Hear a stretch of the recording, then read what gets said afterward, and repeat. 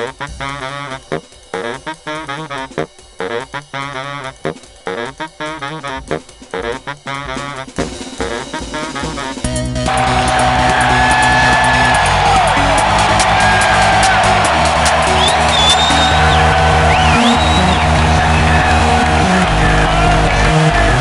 back. Today we have a very special guest, Mr. Professor Dr. Timothy Baltz from Baltz University, the president of Baltz University, here to talk to you about music and how it can impact your classroom.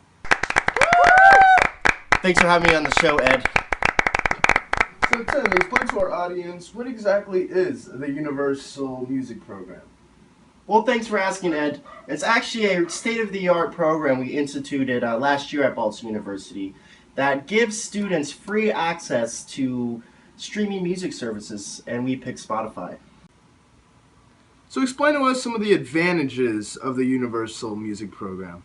Well, that's an excellent question. Since every student has access to Spotify included in their cost of admission to the university, we can actually use that musical material in a variety of ways, academically and therapeutically. We've created a lyrical hip-hop and society class, which examines how lyrical hip-hop affects the attitudes towards society and vice versa. We've also instituted a musical history class, which fully utilizes the Spotify subscriptions. We listen to Gregorian chant, all the way up to things like Aphex Twin, and then we listen to cutting edge like Kendrick Lamar and more popular artists. So tell us a little bit more about the music therapy program that's provided at the counselor's office. Well, that's actually an excellent question.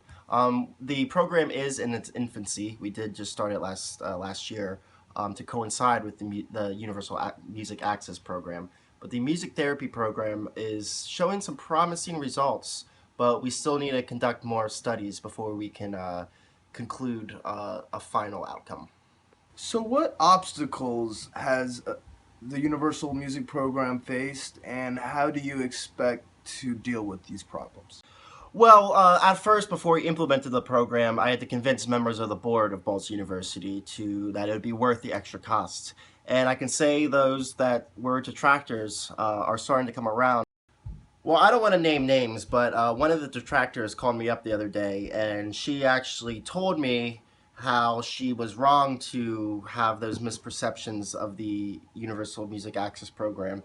And she's really liked what's going on in the music history and music therapy class. And she actually said that she's going to observe the lyrical hip hop and society class. So everyone's coming around, and the cost is pennies compared to other facility upkeeps and things like that around the university.